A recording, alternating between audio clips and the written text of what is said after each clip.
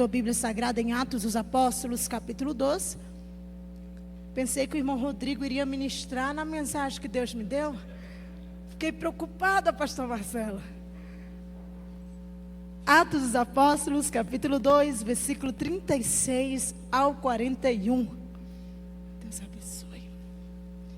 Enquanto você abre a sua preciosa Bíblia, exaltamos e glorificamos o nome do nosso Senhor. Eu sempre gosto de agradecer a Deus pela vida do anjo da igreja, do nosso querido pastor Marcelo e da minha pastora Giovana, porque é honroso subir neste altar.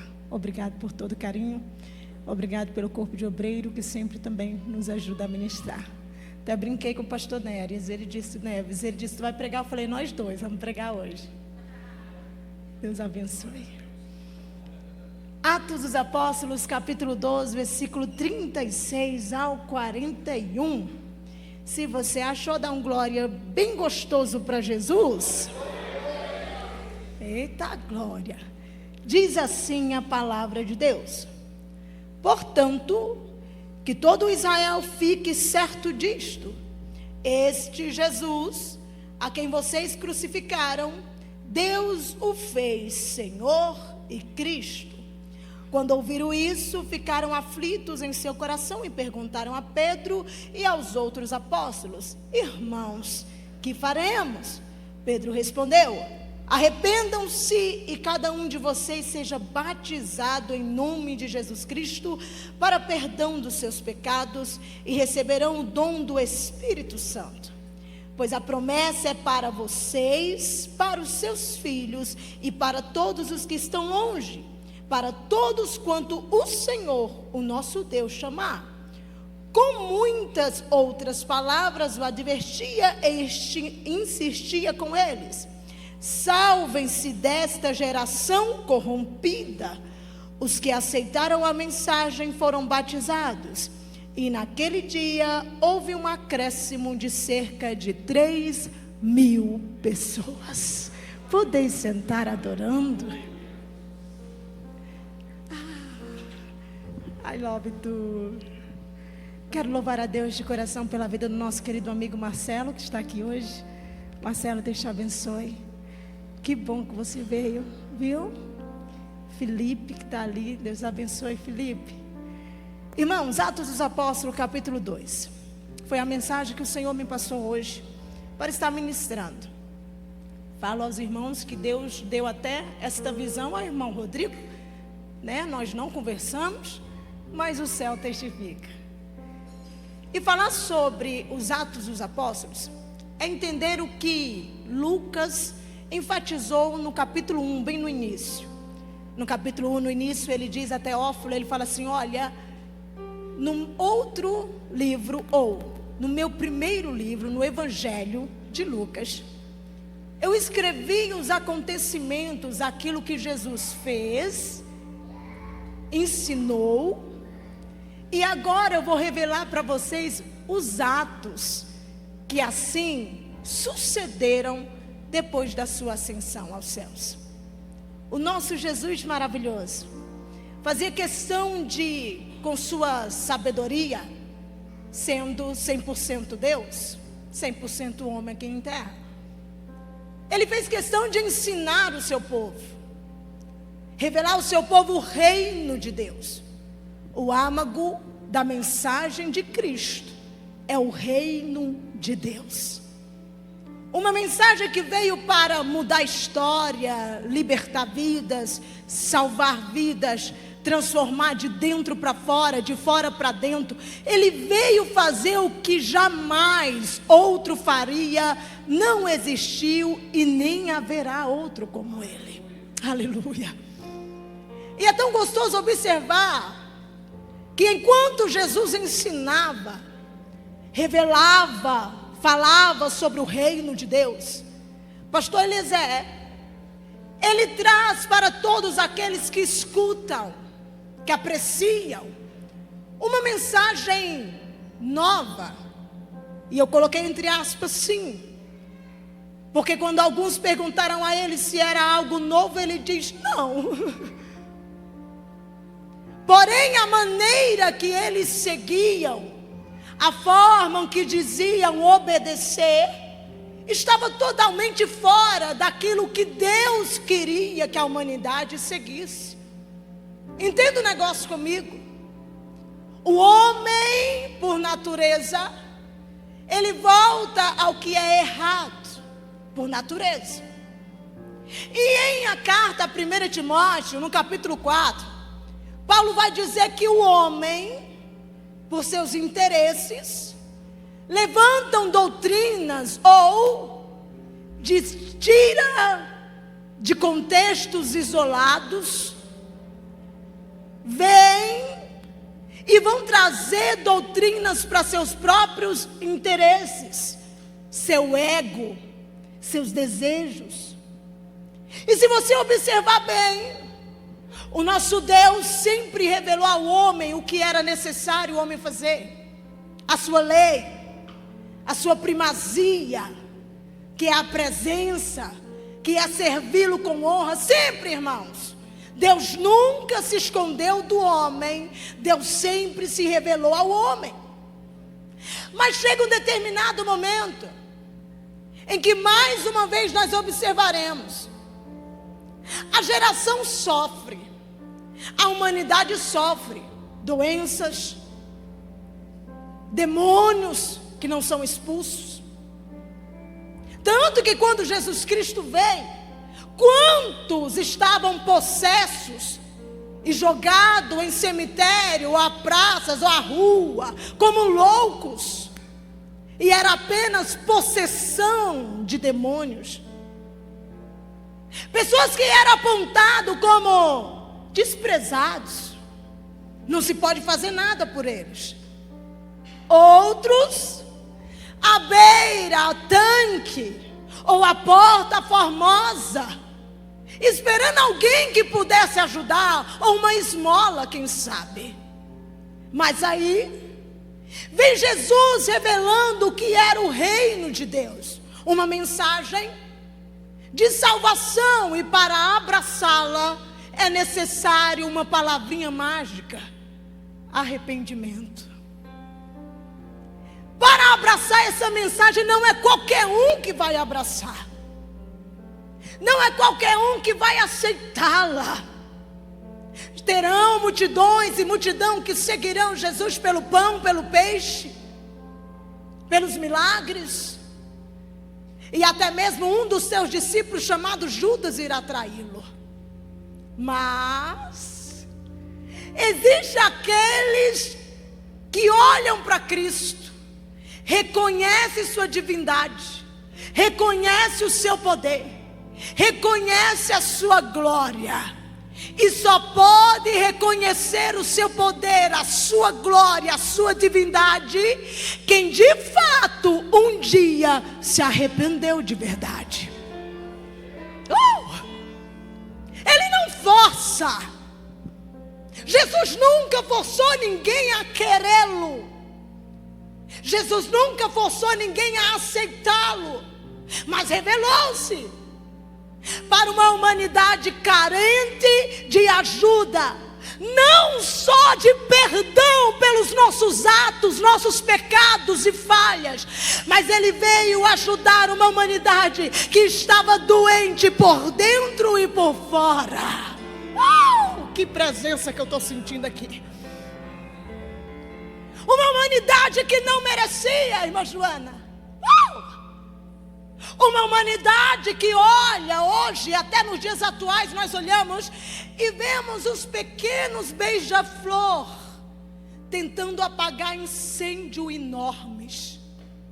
Um bom sábio, um bom entendedor está sabendo do que estou a falar. Em uma geração que pequenos beija-flores estão tentando apagar incêndios enormes que se erguem pela soberba e arrogância da humanidade. Como diz o salmista: quem é o homem para que tu se preocupes? Quem é o homem para que tu veja? Mas tem algo que eu entendo na Bíblia Sagrada: a sua misericórdia não tem fim e se renova dia após dia, e é por causa dela que estamos de pé. Eu queria, te prometo que eu vou fazer só essa vez hoje. Pegue na mão de alguém que está do teu lado prometo, é só essa vez mesmo. Aperte a mão dessa pessoa cheirosa, linda. Sorriu, né? Tá cheiroso? Se for casadinhos, então. Aperte a mão dele e fala assim: eu posso até te julgar, posso até não te conhecer, e posso me surpreender contigo. Diga, mas o teu Jesus, o meu Jesus, não te vê como eu vejo, não lhe ama como eu lhe amo. Digo, meu Jesus te ama. Ei, te ama incondicionalmente. Incondicionalmente. O Senhor diz que vai mudar a história de vidas que entraram aqui por essas portas nessa noite. Ele te ama incondicionalmente. Oh, glória! Deixa eu revelar. Pai, apresento a eles tudo que tu me entregastes. João 17. Tudo que tu compartilhaste comigo, eu compartilhei com eles, e nenhum deles se perderam, a não ser o filho da perdição, para que a profecia, pastor Rubens, se cumprisse, para que a promessa se cumprisse. Ele preferia expor. Por quê? Tinha que se cumprir. Porém, aqueles que foram fiéis, que andaram com Cristo, que tiveram um verdadeiro encontro, foram fiéis. E em Atos dos Apóstolos, o que vamos observar nesse contexto é que depois que Cristo Jesus é assunto aos céus, a promessa para permanecer na cidade até que do alto sejais revestido de poder está em Lucas capítulo 24. E se cumpre aqui, estão reunidos. Mas o que é mais interessante é que muitos desistem da espera, mas existem aqueles que vão até o final. E é lindo porque quando Pedro está dizendo que todo Israel devia entender que esse Jesus que eles crucificaram, Deus o fez Senhor e Cristo, ele está trazendo a mensagem lá de Mateus capítulo 28, quando Jesus, depois que ele ressuscita, quando as mulheres chegam no sepulcro, ele não está mais lá. Mas ele aparece, e quando ele aparece para os seus, ele diz: é-me dado todo poder nos céus e na terra. Pedro está dizendo: esse Jesus que vocês crucificaram, preferiram Barrabás ao invés dele. Cheirosos, entenda o negócio comigo. É muito mais fácil a multidão que aplaude, que bajula, é muito mais fácil se corromper diante do aperto. Porque aquele que ama de verdade, o negócio aperta, ele permanece fiel. Aquele que se arrependeu de verdade, que tem um encontro com Cristo genuíno, o encontro verdadeiro, eu sei. Vem, tudo vem, bate a tua porta, o pecado vem, e todo dia o pecado vem, como diz aquele louvor. Mas aí é o que Paulo expõe: mas eu avanço todo dia olhando para o alvo. O meu alvo é Cristo.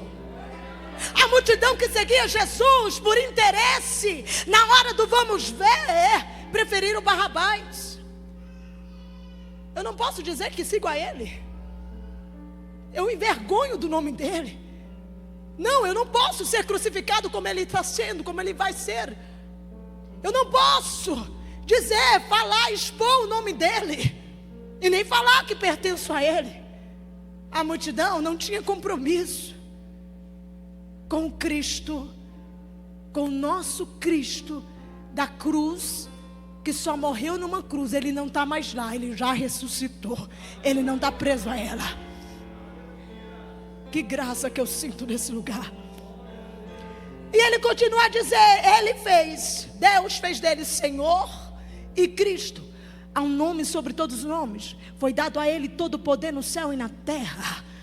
Aí ele continua: Quando ouviram isso, ficaram aflitos em seu coração e perguntaram a Pedro e aos outros apóstolos: irmãos, então o que faremos?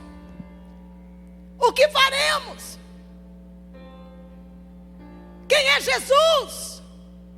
As pregações cristocêntricas, escatologia, tudo aquilo que eu sou assembleiana desde que nasci, e eu sempre digo por onde eu passo, quando eu era criança, na minha época, não sou tão velha assim, mas eu ouvia muito aqueles CD, aqueles do arrebatamento, que me assustava da cabeça aos pés. Eu já perguntei isso aqui, eu acho, uma vez. Quantos aqui ouviram esse CD do arrebatamento? Meu Jesus, doía na alma. Aí hoje nós vivemos uma geração que o povo diz: não pregue arrebatamento, não fala sobre o pecado, não fala sobre os últimos dias, porque isso deixa o povo atônito. Querido, tudo já está se revelando. A ciência comprova dia após dia que ele está voltando. A natureza já não está suportando mais. O pecado está proliferando cada dia mais. Mas eu quero te dizer, você que está aqui hoje, ainda existe uma igreja que ama a palavra e que fala sobre o arrebatamento e sobre Cristo Jesus. Eu estou sentindo graça. E não é porque eu congrego aqui não. Pastor Marcelo não precisa de ninguém estar bajulando ele, não precisa. Mas aqui tem Bíblia. É uma igreja que te alimenta. Jesus está voltando sim. Não faça como aqueles que estão cauterizados. Tem muita gente cauterizando a mente e querendo usar as palavras, doutrinas bíblicas para seus próprios egos e interesses. Não adianta. Pode até rasgar a Bíblia se eles quiserem, mas a palavra de Deus, ela permanece. Mesmo que rasgue, o céu permanecerá sendo o céu. Para concluir, já para finalizarmos, aí vem Pedro dizendo: como vocês devem fazer? Vocês me perguntam. Então deixa eu dizer para vocês, quero aproveitar. Arrependei-vos. Quer voltar? Ou melhor dizendo, quer passar a sentir, quer fazer parte do reino? Arrependei-vos. No grego, metanoia, muda. Sabe por que as pessoas hoje escutam falar de Jesus e não muda? Tu sabe? Mas mesmo assim eu vou dizer, já que tu sabe, mas vou dizer de novo. A geração não muda porque não há um arrependimento. Querem Jesus só para os seus próprios prazeres? Querem Jesus para sustentar a fome? Mas o que eu acho lindo é que aqueles que um dia tiveram encontro com Cristo, as escamas dos olhos caem. E depois que as escamas dos olhos caem, já não faz sentido viver sem Ele. Eita, glória, foi bonito. Já não faz sentido viver sem Jesus.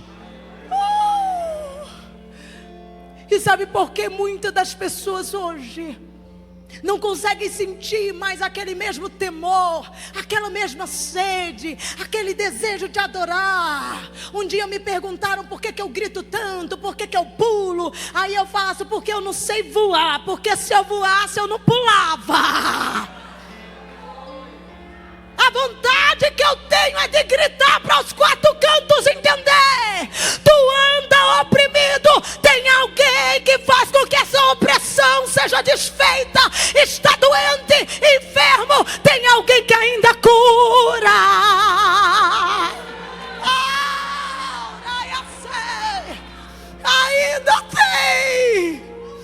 Ainda tem. E o que é mais lindo? Ele não te pede nada em troca. Pede, pastora, pede, missionária, pede. O que ele pede, irmão? Quem arrepende de coração, a fé anda junto. Quantos aqui já viram Jesus? Estenda a mão. Eu também não, pastor Rubens. Pastor Rubens olhou para mim que eu fiz uma cara, né? Quantos aqui já viram Jesus? E quantos aqui crê que Ele existe? Ah não, por favor, ficou lindo, mas vai ficar melhor. Agora sim merece uma foto daquelas. Quantos aqui crê que Jesus existe? Que lindo! Eu não preciso ver para crer. Eu não preciso tocar para crer. Mas mesmo assim, eu sinto. Ele me toca. Eu sinto na minha vida. A fé anda junto. Eu creio que Ele existe.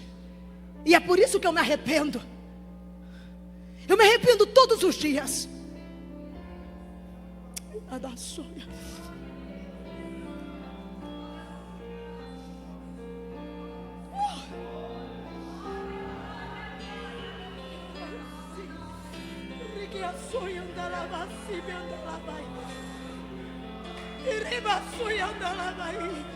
Aleluia.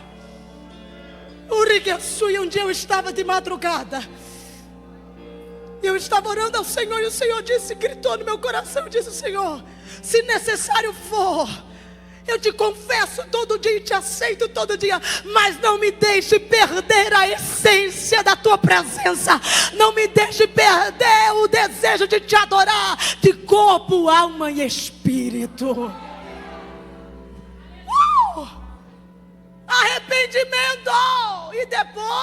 E depois sejais batizado nas águas. E por que o batismo nas águas? O que aprendemos teologicamente falando, o batismo nas águas não é critério para a tua salvação, porque quem salva é o nome de Cristo, é Ele quem salva. Porém o batismo nas águas é a minha confirmação pública da minha fé em Cristo.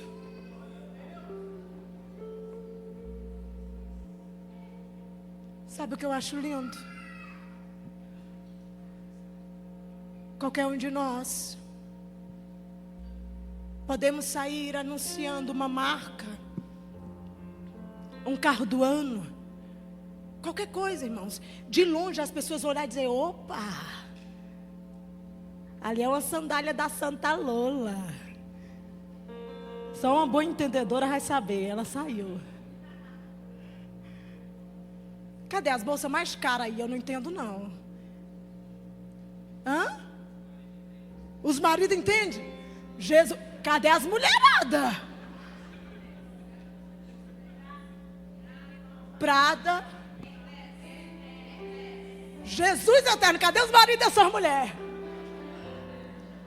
O meu nem falou nenhuma, né vida? Né vida? Falou não. Um dia eu vi uma pastora, que eu gosto muito, ela é até lá do Girassol, Goiás.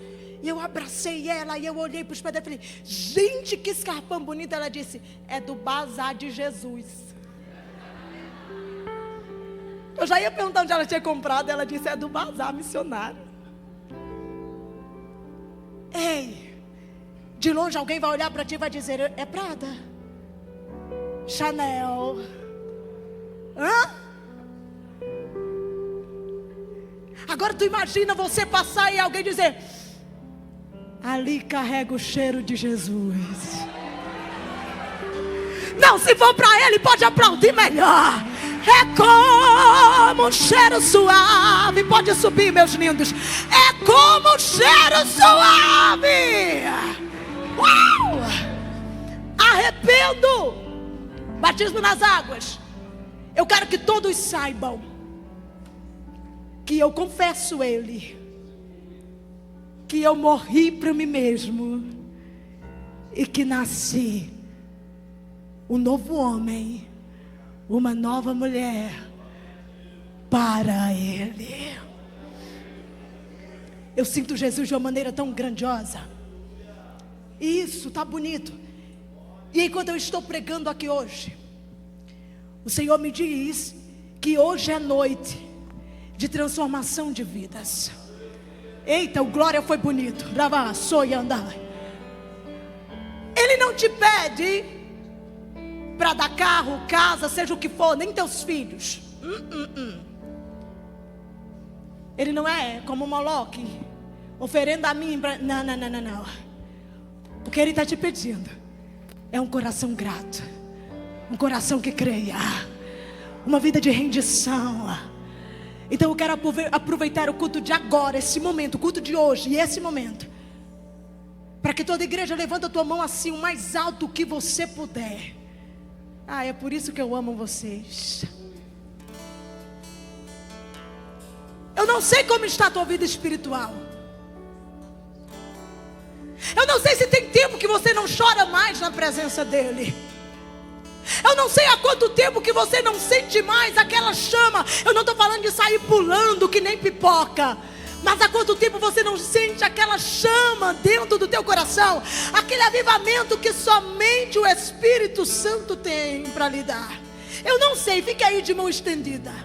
Eu não sei como está a tua vida com Ele, mas há algo o Senhor manda eu lhe dizer. Ele vai passar em cada banco aqui hoje. Ele vai passear, já tem pessoas ali adorando.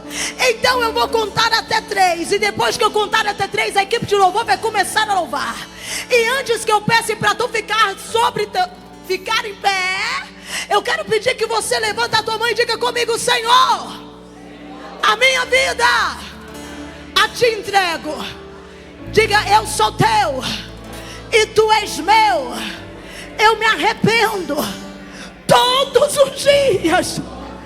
Eu quero de volta a tua presença como era antes. Agora de mãos estendidas, vai fechando devagarzinho, vai fechando devagarzinho, vai. Coloca na tábua do teu coração aí, vai. Aleluia. Já começou lá atrás, já começou. Eu não vou gritar, eu não vou mandar, já começou. Quando tem presença de Deus, pregador não força. Onde tem povo quebrantado, o pregador não precisa forçar. A glória já começa a tomar. Vá. Ai, já está tomando mulheres lá atrás. Já está tomando mulheres lá atrás.